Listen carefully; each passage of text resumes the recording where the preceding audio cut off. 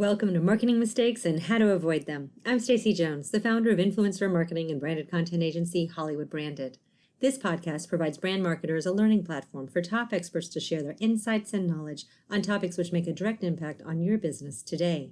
While it is impossible to be well-versed on every topic and strategy that can improve bottom-line results, my goal is to help you avoid making costly mistakes of time, energy, or money, whether you are doing a DIY approach or hiring an expert to help. Let's begin today's discussion. Welcome to Marketing Mistakes and How to Avoid Them. Here's your host, Stacey Jones. Welcome to Marketing Mistakes and How to Avoid Them. I'm Stacey Jones. I'm so happy to be here with you all today, and I want to give a very warm welcome to Thor Conklin, who's joining us to discuss his over 15 years of experience as an entrepreneur and consultant.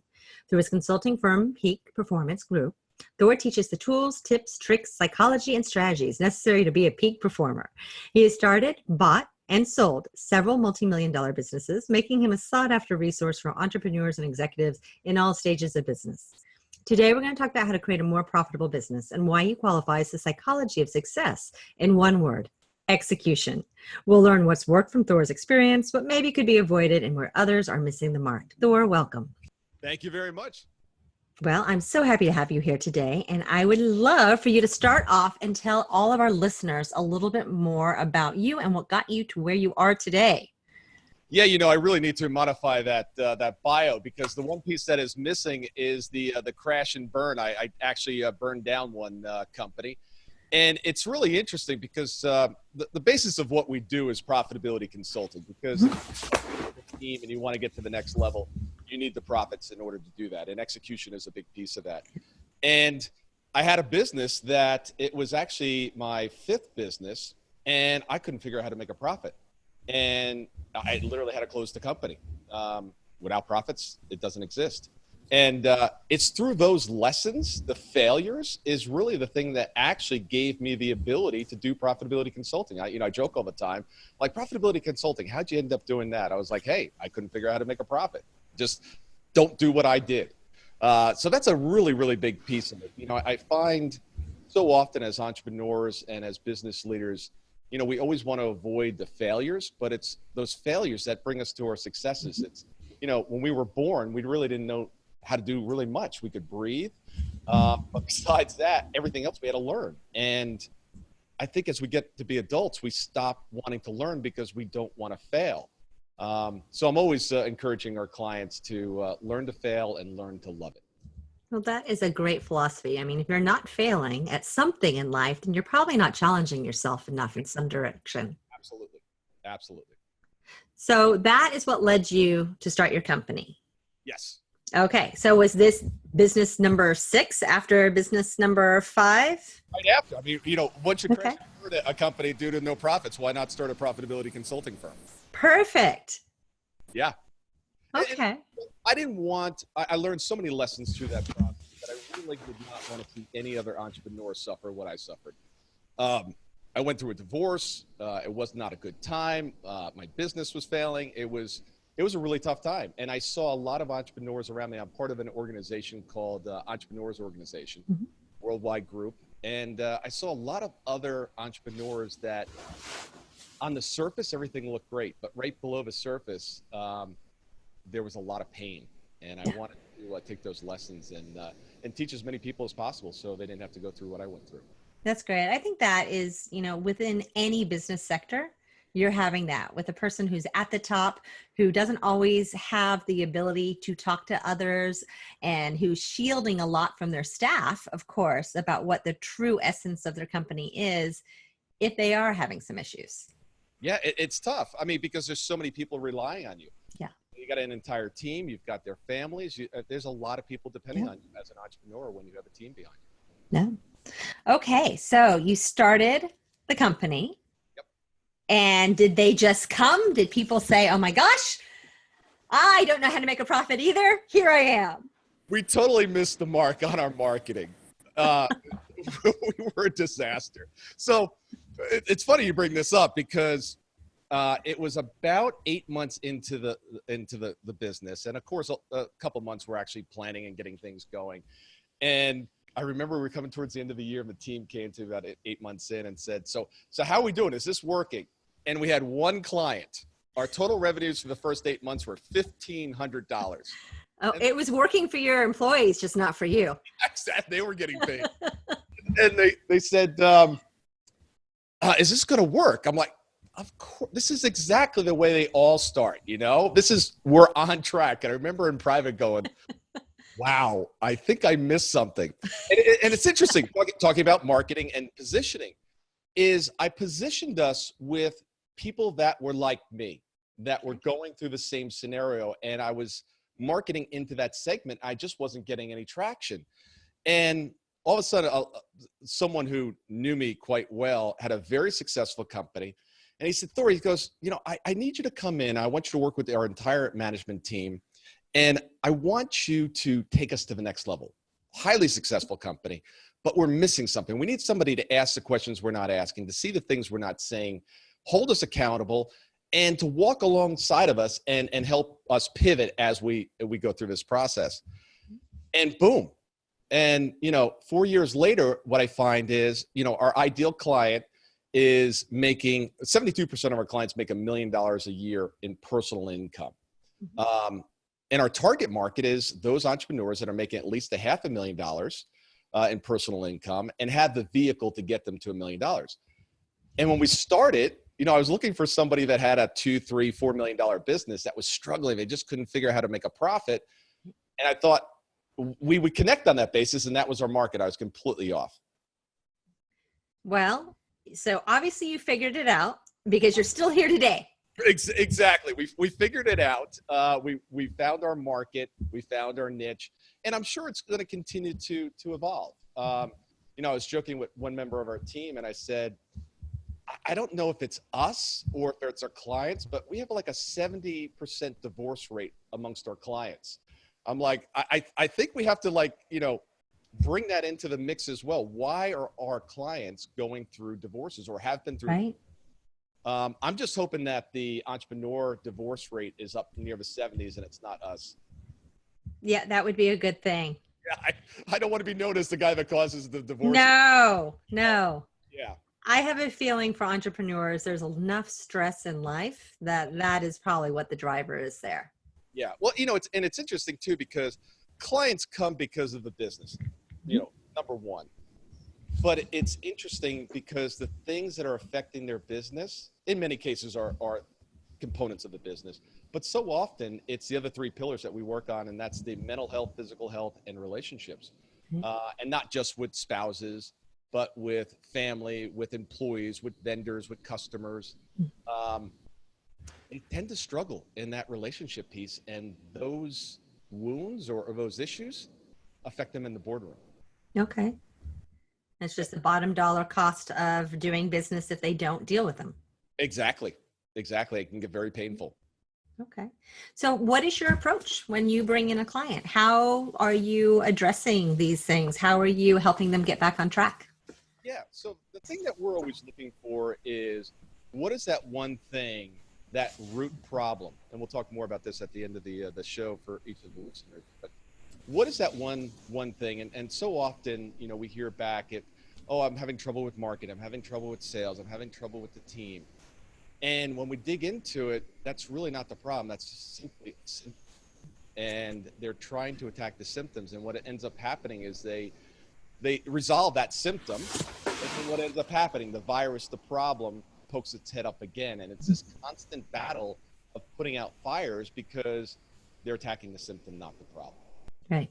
So that's what we're always looking for. What is that one thing that if we could fix that, everything else would fall in line? And is it always something different, or is there something that's usually similar? It's different in every case. That's a great question. It's very unique to each particular CEO and entrepreneur. Okay. Are there certain buckets that it falls into usually? Yes. A big one is boundaries. Them understanding who they are, what they're there to do, and putting themselves first. And I know this doesn't sound very popular or politically correct, but what ends up happening so often is that the leader of the organization, one of the things we destroy is open door policies. If you have an open door policy, please stop it today. That basically says that everyone else's problems, issues, and concerns are more important than what you're doing in that moment. They don't have boundaries with social media and their telephone and email and people coming into the office. You have a job to as the leader of the organization, and you need to stay focused and you need to have boundaries. I give out, I can't tell you the number of flags. I have this one client, I got him flags for all the offices that say busy. And when the flag goes up, that means they're working on something. Do not go in, disturb them. Right. I've put up, like where they have glass doors, put up shades to draw the shade, because even if they had a sticker on the door that said, hey, do not disturb, people would still walk in.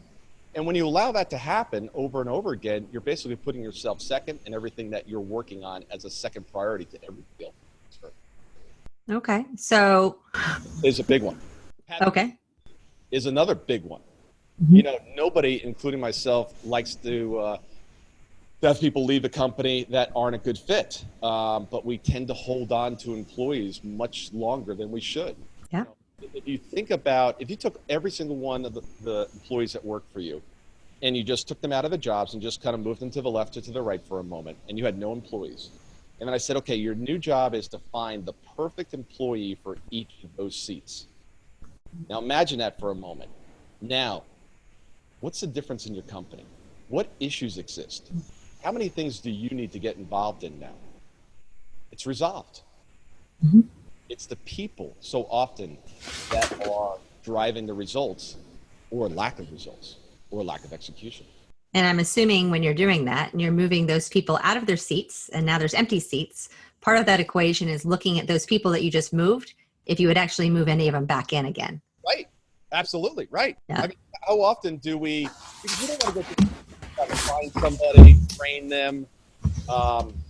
It's not fun. It's not fun at all. It takes a lot of time. And what we tend to do also is with great people, how much time do we spend with our great people making them greater?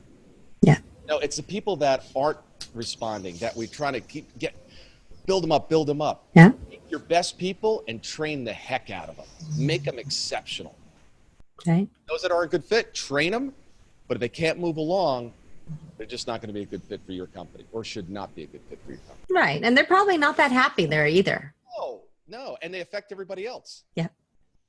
Yeah. There's nothing like one really bad apple in the bunch, because that whole saying, everyone soon starts rotting. Absolutely. Yeah. Absolutely. Any other things that are fit in that bucket? The relationship piece is a big piece. Mm-hmm. You know, when things are not good with your relationships at home, with employees, with yourself, you don't show up being the executive, the entrepreneur, the business owner that you need to be. Business is a contact sport. It requires 100% of your energy and focus, and that little energy drain from things that shouldn't be there can really demolish a company. Right. Okay. And so what is the next step that you do? How do you start working more so with individuals? You have identified a problem. Yes. It comes down to execution and accountability. Laying out a very specific plan, an annual plan, whether it's 2-year, 3-year, or annual plan, and then reverse engineering that down to the month, where there's milestones to be hit each month with accountability, a scoreboard. We know exactly what's going to be measured. And then weekly, how do we get to like, for example, right now when we're recording this, it's the beginning of June. All of my clients know exactly where they need to be by July 1st. And we're looking at each week, the second week in June, the third week, the fourth week in June, what targets do we need to hit? As long as we're hitting those, great. But many times we're not, so we need to pivot from there. So it's not about trying to get to the year-end goal. It's about trying to get to this week's goal, because we know if we get to this week's, we have a chance of getting this month's. If we get this month's, we have a chance of getting next month. And that's not saying that the individual at the lead, the CEO level, is the one that is being measured on getting the company to all of those points. It's the organization as a whole. Absolutely. You know, you got to drive accountability down within the organization. If it's just the CEO, and that's what ends up happening so often, right? They're the ones lifting, carrying everything, carrying the heavy burden. And you need to have a team underneath you where they're accountable and they have tangible goals to hit each and every month. Right. And is there a structure you put in place that you think measures best to keeping people accountable? Short ones.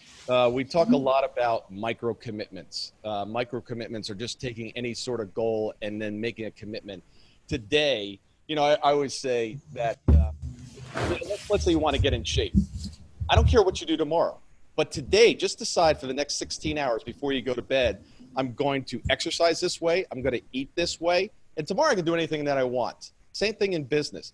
Just decide what you're going to do for the next 16 hours until you go to bed tonight. Tomorrow you can do anything. You don't even have to come to work, but each day make a new commitment to yourself. It's kind of like waking up on Groundhog's Day, right? That movie. It's a brand new day. Just do it again. Just make it. We try to do these things. We try to bite too much off. Yeah. Last year, I was not a swimmer, not a runner, not a runner, swimmer, biker. And I'm saying, all right, what can I do this year as a big goal? A triathlon. Right. I'm like, no, I'm going to do an Ironman. Ah. Yeah. So I'm like, I don't know how I'm going to do it. But I had to go 140.3 miles in the race. I actually did 2 of them within 30 days because my coach told me I couldn't do 2 in 30 days. So, of course, as a guy, it was like, if you tell me I can't do it, I got to do it. Game on. Game on.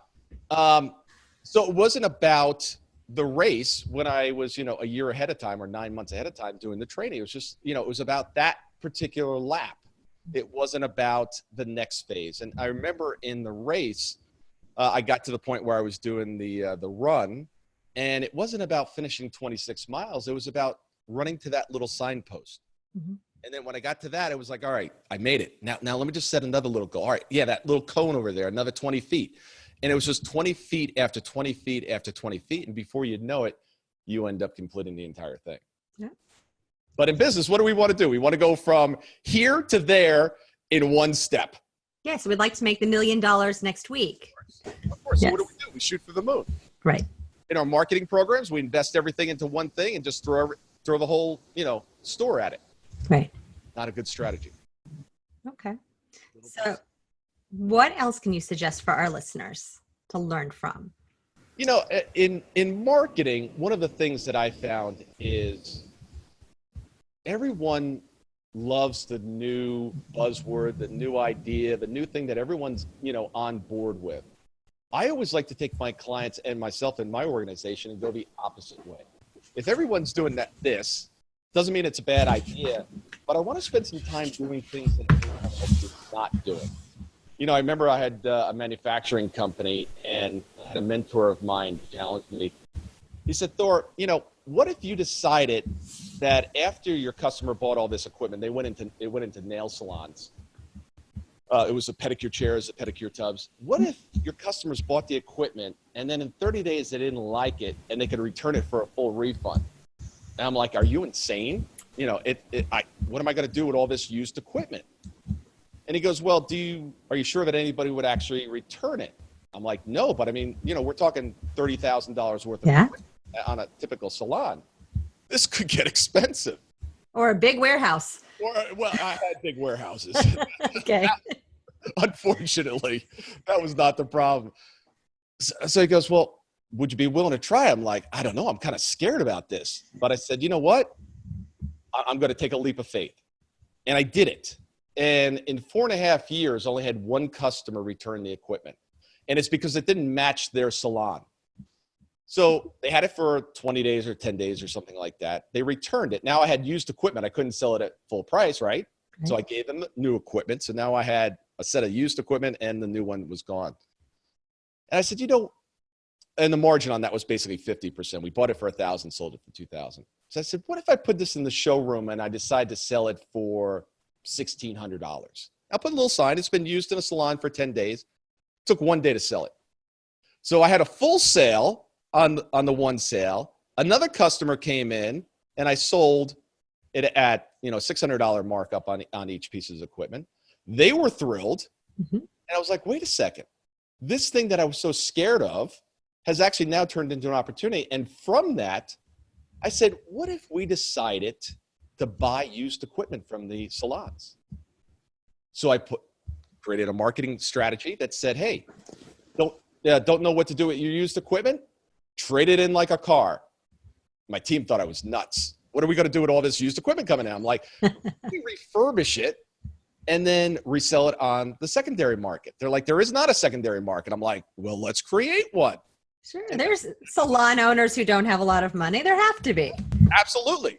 And that's exactly what ended up happening. And the funny thing is that the retail price of the equipment was like $2,600, but it always got sold for $2,000. I mean, that was just, everyone just got you down to $2,000 because that's what the market was going for. So I put out some marketing material that said, come on in, trade in your old equipment just like your car.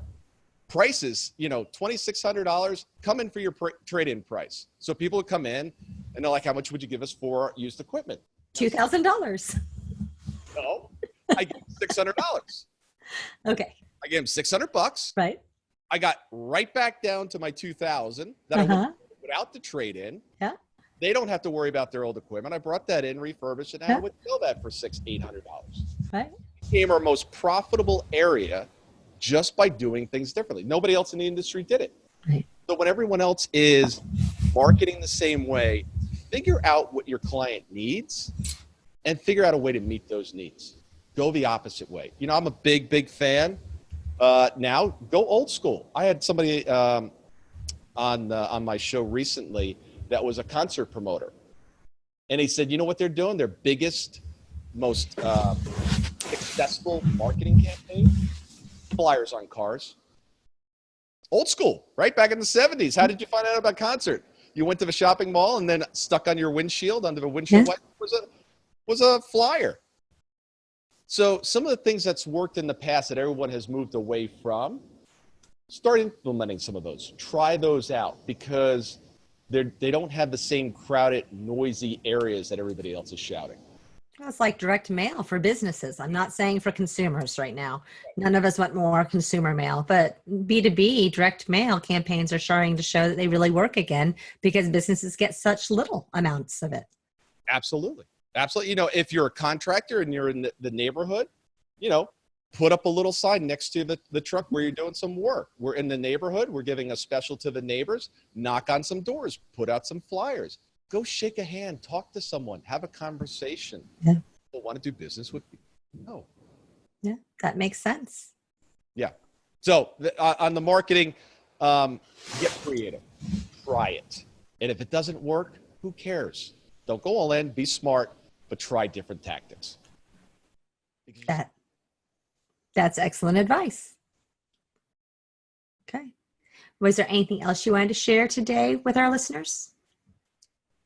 We talked about the execution, and when the rubber meets the road, it's all about the execution, and it's generally things getting in the way, the fires that are burning, the things that are easy to do, the things that we like to do. Have a plan. Draw out that plan the night before. Set that plan on your calendar, and then just run your calendar. Put up those boundaries. Stick to that schedule and knock the things out that are the most important. And just, it doesn't have to get resolved. Just move it ahead 1%. If you took something and you just moved it ahead 1% every single day, you're done in about 70 days with compounding. It's done, 100% done. It's not about the big move. It's about the small little incremental things. Yeah. Just I actually on Facebook every Monday, I talk about my failures from the last week. Getting ready to do this year. I'm not doing an Ironman. I'm doing a bodybuilding show. No laughing. I still have a bunch of fat to lose. I still have a bunch of muscle to put on, but I'm like, you know what? I'm just going to do it. And I'm trying to get to my goals each week, and I'm failing. I keep missing my mark, but I get on every single Monday and I have fun. I said, you know what? Try it again. I failed, I think, 6 weeks in a row. That's because you enjoyed eating. Well, yeah, exactly. Now, I'm still down 9 pounds. So, at this rate of failure, I'm going to be at my ultimate goal in the next, 8 weeks.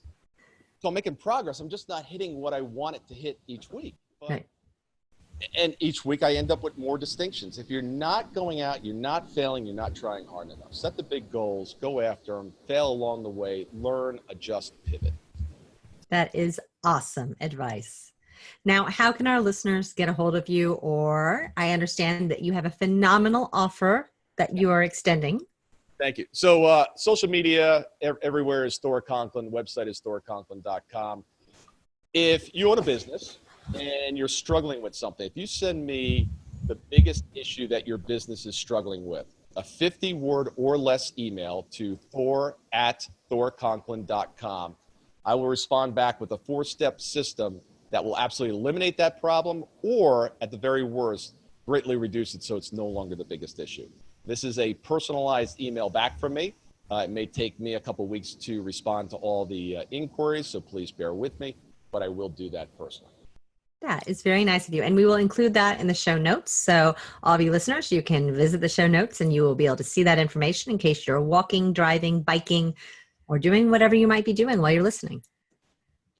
Perfect. Well, Thor, thank you again. Really greatly appreciate having you on today. And to all of our listeners, thank you so much for tuning in to Marketing Mistakes and How to Avoid Them. And we will chat on our next podcast.